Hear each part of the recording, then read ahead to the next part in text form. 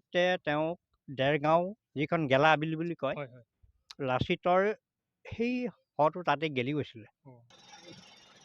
লাচিত বৰফুকনৰ মৈদাম সম্পূৰ্ণ এনেকুৱা দেখিবলৈ পাব আৰু ৩-৪ বছৰৰ পিছত এয়া মূল সমাধিস্থলী। এয়া লাচিত বৰফুকনৰ মূৰ্তি। আৰু অধিক বৃহৎ আকাৰত লাচিত বৰফুকনৰ প্ৰতিমূৰ্তি বনোৱা হ'ব। 50 বিঘা মাটিত এয়া কনষ্ট্ৰাকশ্যন হৈ আছে সুন্দৰভাৱে। নমস্কাৰ সকলোকে, আমি আহিছোঁ লাচিত বৰফুকন মৈদাম। এতিয়া ইণ্ডিয়ান নেশ্যনেল একাডেমি যিটো শ্ৰেষ্ঠ পুৰস্কাৰ দিয়া হয় লাচিত বৰফুকন নামেৰে দিয়া হয়। নেশ্যনেল হিৰো সকলোৱে চিনি পায়। উত্তৰ পূৰ্বাঞ্চলৰ পৰা আৰম্ভ কৰি গোটেই সমগ্ৰ ভাৰতবৰ্ষত চিনাকি হৈছে লাচিত বৰফুকনৰ নাম। আমি এতিয়া লাচিত বৰফুকন মৈদামলৈ আহিছোঁ। এখেত হৈছে আহোম সম্প্ৰদায়ৰ এখেত। এতিয়া আমি এখেতক সুধিম, এখেতৰ ঘৰ ইয়াতে ওচৰতে। তেখেতে সকলো চোৱা চিতা কৰে, তেওঁ ইয়াতে মাটি ডনেট কৰিছে। গোটেইখিনি কথা তেওঁ এখেতে আমাক ধুনীয়াকৈ বুজাই দিব। দাদা, আপোনাৰ নামটো কি আছে? মোৰ নাম পবিত্ৰ গগৈ। মই কি কয় আপোনাৰ যেতিয়া শৰাইঘাটৰ যুদ্ধত লাচিত বৰফুকনে নৰিয়া গাঁৱৰে আহি যুদ্ধ কৰিছিলে, তেতিয়া আমাৰ দিনত এই ৰাস্তা পদূলি তেতিয়া 37টো নাছিলে আমাৰ লগত। ৰামসিংহ এনেকুৱা ধৰণে মানে ভয়াতুৰ হ'ল লাচিতৰ আক্ৰমণ দেখি যুদ্ধস্থলী এৰি পলাবলৈ বাধ্য হৈছিলে আমাৰ বীৰজনাৰ মহাভয়ানক আক্ৰমণত। 1671 খ্ৰীষ্টাব্দৰ চ'ত মাহত 5 এপ্ৰিলত শৰাইঘাটৰ যুদ্ধত ৰামসিংহ সৈন্যক পৰাস্ত কৰে। 1672 খ্ৰীষ্টাব্দত তেখেত 25 এপ্ৰিলত মৃত্যুবৰণ কৰে। তেওঁ বিজয় দিৱস উদযাপনৰ বাবে ৰংপুৰলৈ আহি আছিল গুৱাহাটীৰ পৰা ব্ৰহ্মপুত্ৰ বুকুৱেদি। আহি থাকোঁতে দেৰগাঁও আৰু কলিয়াবৰৰ সেইচোৱাতে তেওঁ মৃত্যুবৰণ কৰে। এই মৃত্যুবৰণ কৰা দেখি তেওঁ শৱদেহটো ৰংপুৰলৈ নি যোৰহাট হোলোঙা পাৰলৈ এই স্থানলৈ লৈ আহে। তেওঁ যিহেতু মোমায়েকৰ ঘৰ আৰু তেওঁৰ ৰাজসভাৰ সদস্যৰ ঘৰ আছিল, তাতে তেওঁ সমাধিস্থলী দিয়া হয়। এয়াই মহানায়কৰ সমাধিস্থলী। লাচিত বৰফুকনে নিজৰ প্ৰাণতকৈ দেশক অধিক ভাল পাইছিল। তেওঁ শত্ৰুপক্ষৰ চাল চলন বুজিব পাৰিছিল, কম সময়ত শক্তিশালী সিদ্ধান্ত ল'ব পাৰিছিল। সেইকাৰণে তেওঁ নৈ যুদ্ধত পাগত আছিল। সেইকাৰণে বাকীখিনি গঢ় দিছিল আৰু সেইকাৰণে তেওঁ মোগল সৈন্যৰ লগত নৈ যুদ্ধ কৰিছিল। কিন্তু জলযুদ্ধত আহোম সৈন্য অধিক শক্তিশালী আছিল। সেইবাবে মোগলৰ লগত জলযুদ্ধৰ বাবে সাজু হৈছিল লাচিত বৰফুকন। দুৰ্বাৰ সাহসী প্ৰবল প্ৰতাপী বীৰজনে নিজৰ সৈন্য সামন্তক কৈছিল, মই যদি যুদ্ধত পৰাস্ত হওঁ মোৰ মৃতদেহ চিলাপাহাৰত জিৰণি ল'ব। নিজ সৈন্য যাতে কেতিয়াও যুদ্ধক্ষেত্ৰ এৰি পলাই নাযায়, তেওঁ সেইকাৰণে সকলোকে সকীয়াই দিছিল নিজ সৈন্যক। তেখেতে আমাক সকলো সুন্দৰভাৱে দেখাইছে।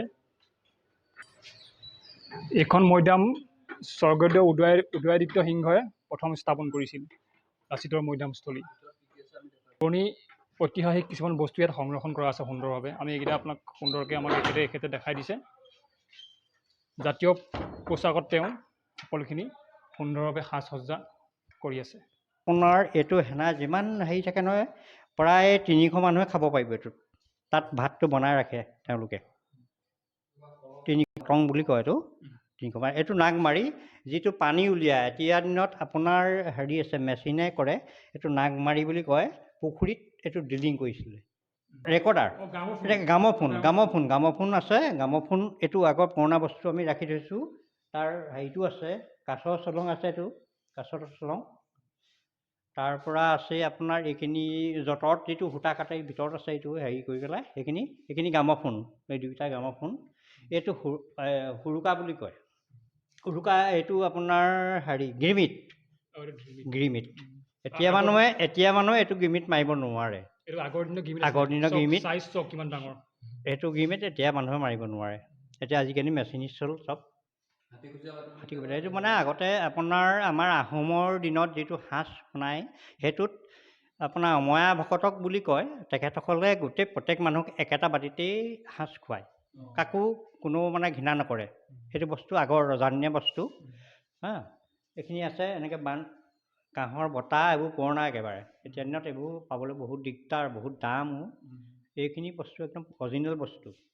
এইটো আছে।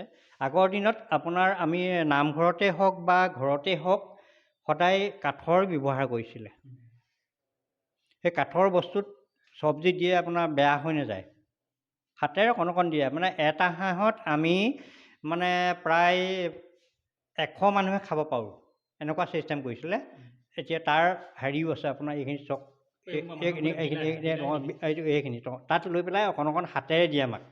হাতেৰে দি পেলাই আমি ইমান টেষ্ট, সেইকণ মাংস মানে আমি ক'বই নোৱাৰা। যি মই সৰুতে খোৱা, এতিয়া 55 বছৰ মোৰ।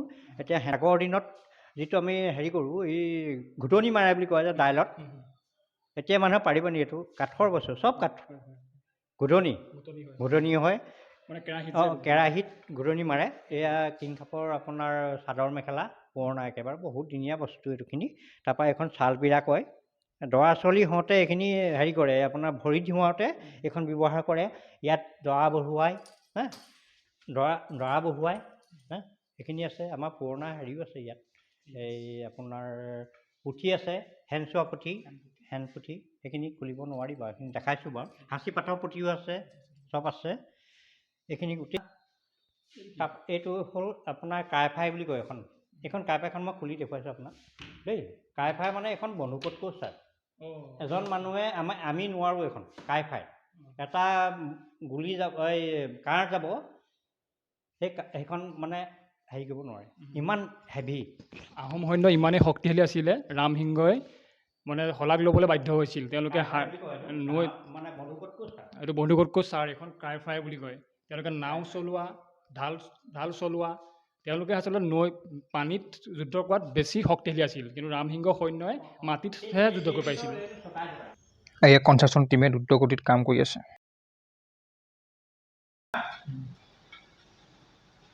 গুদাম এনেকৈ ৰখা হৈছে। ইয়াৰ পৰাই প্ৰচেছ হৈ ডাইৰেক্ট কনষ্ট্ৰাকশ্যনলৈ গৈছে। 100 ফুট হ'ব এখন হাত, মানে 210 ফুট হ'বগৈ। মূৰ্তিটো 210 ফুট হ'বগৈ।